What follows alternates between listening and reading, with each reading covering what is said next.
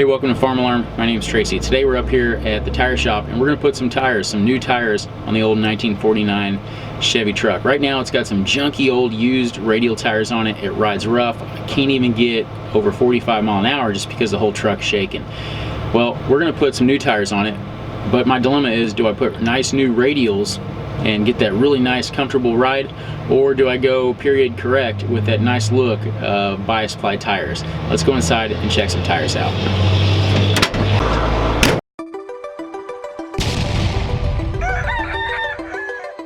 Most Bias Ply tires that I have sold go on vintage vehicles, because a person be restoring like a 34 Ford Coupe or a 49 or 48 model Chevy pickup, and they want it to look original for car shows.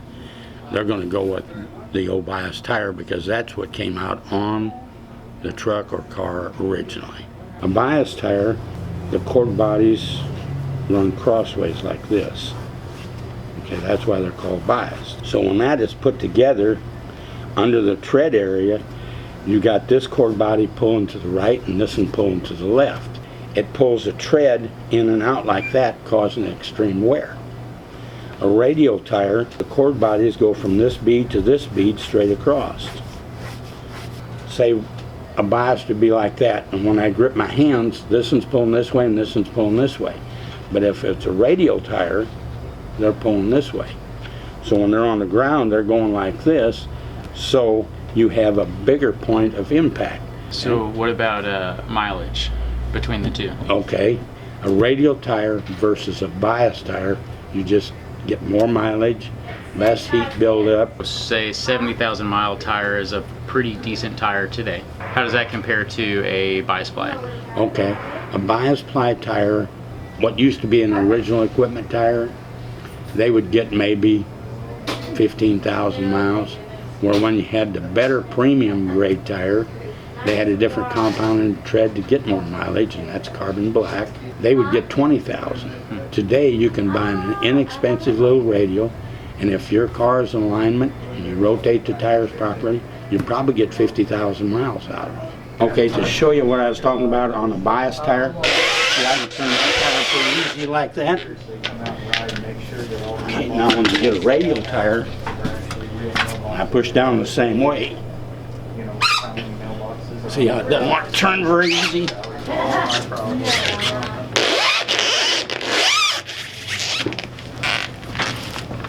Oh man. Yeah. Why don't you turn that one, Tracy? Must be a Radial tire. Yeah, that's got a nice footprint to it, though. You can tell that there's more footprint on the ground. And it holds the ground better. Yeah. This looks like the better tire. Right. Let's go with this one.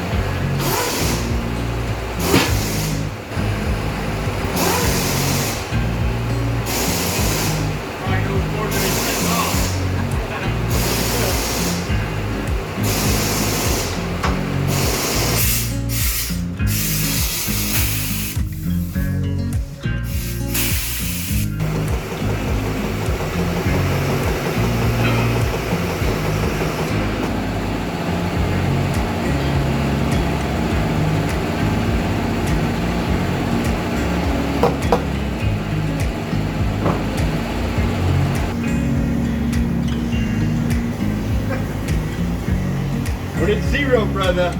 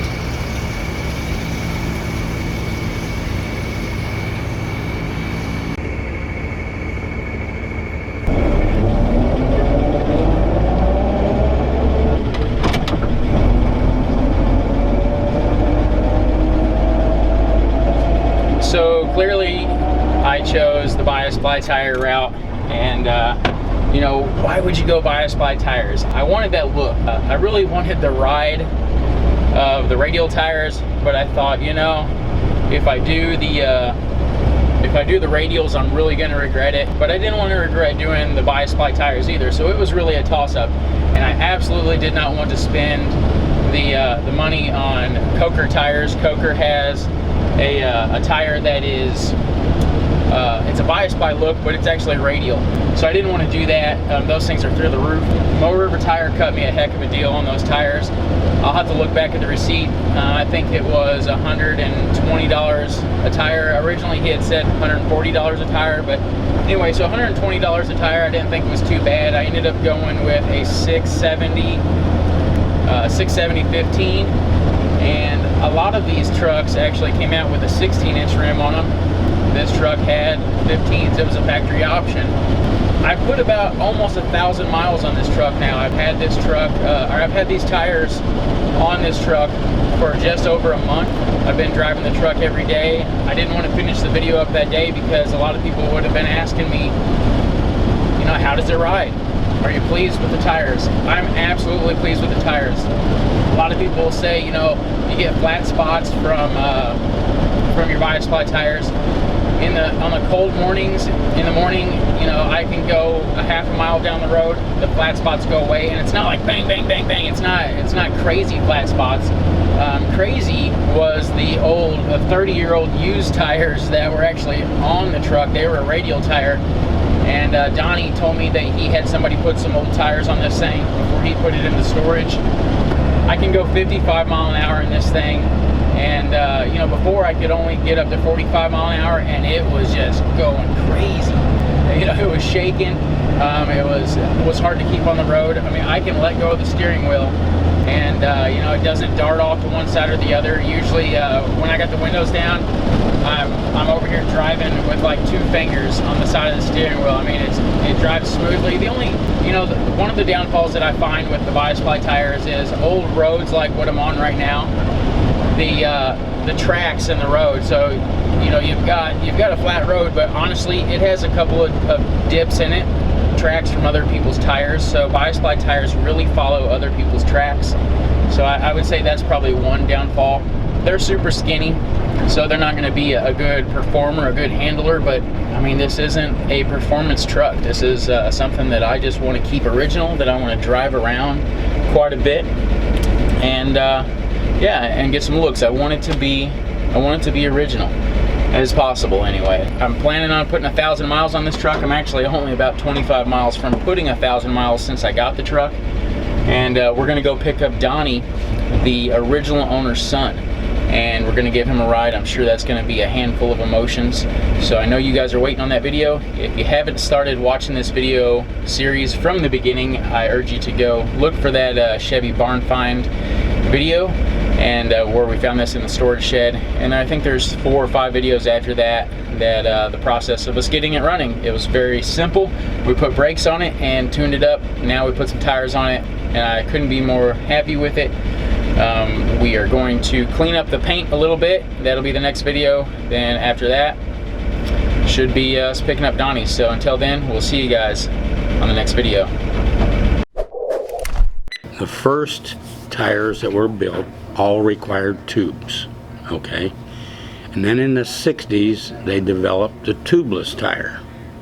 And this was hard for a lot of people to comprehend because they figured you had to have a tube in that tire.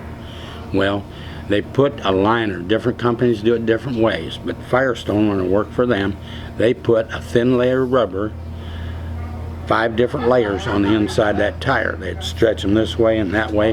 That way there was no little pinhole to cause a leak, okay? And what we used to do when we first started selling the tubeless tires was air up a balloon, put a piece of Scotch tape on it to show a customer the difference between a tube type and a tubeless. You take a pin and hit that piece of Scotch tape on that balloon and the air would go psst. You hit the balloon next to it where there was no tape, and what happened? It popped and blew out flat instantly. And that was the difference between a tube type and a tubeless tire.